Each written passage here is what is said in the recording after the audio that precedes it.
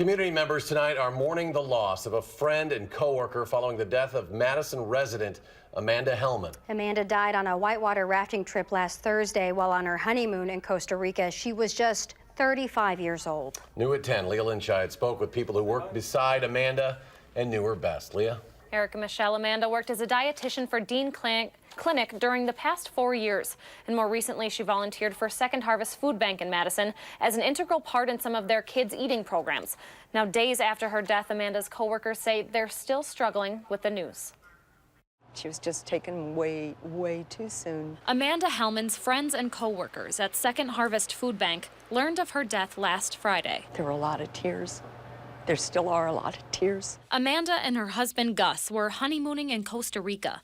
They wouldn't have been there if it hadn't been for their loved ones who helped pay for it through a honey fund instead of wedding gifts. She was one of the most genuine, generous, good human beings we ever knew. It was always such a joy to see her. People are eating on the run.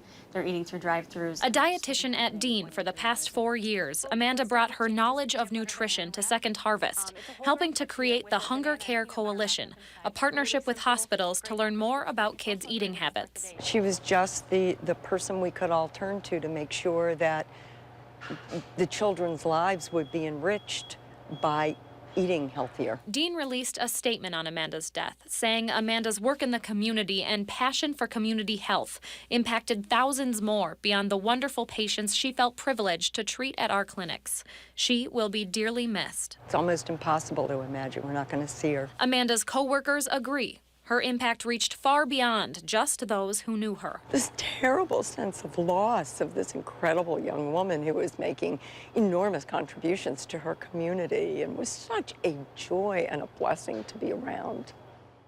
I'm going to miss her.